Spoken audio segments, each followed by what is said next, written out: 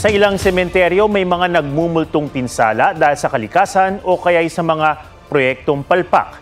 Gaya sa ilang libingan na babad sa tubig dahil sa mga palyadong proyekto kontra baha. Yan ang report ni JP Soriano. Sinikap ni Joseph na madalaw ang nicho ng kanyang asawa sa Hagonoy Public Cemetery.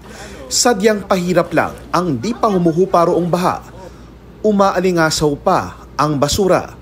Sa nadaanang madulas na nga, may mga natatapakan pang tila nadudurog. At pasintabi po, may sirang nicho na lantad na ang mga buto. Dito po sa public cemetery ng Hagonoy, tila panibago po itong kalbaryo. Paano mo nga naman madadalaw ang inyong mga mahal sa buhay kung ganito ang sitwasyon na ayon sa mga taga rito, lubog sa baha simula noong taong 2016?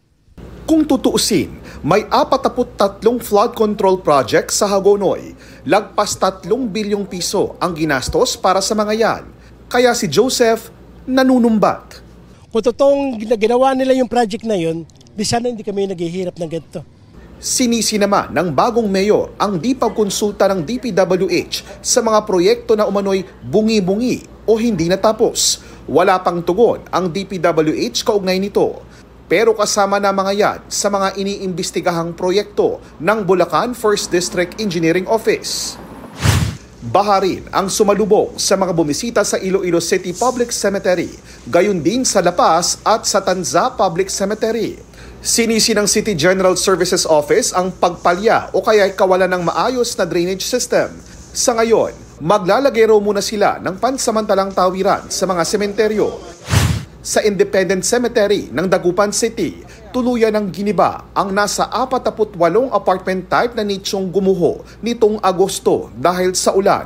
Bukod yan, may 30 pang nichong nasira ng sunod-sunod na kalamidad. Inihinto muna ang pagsasaayos ng nicho hanggang sa matapos ang undas.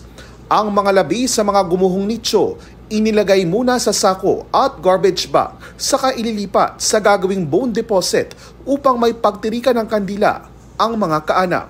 JP Soriano, nagbabalita para sa GMA Integrated News.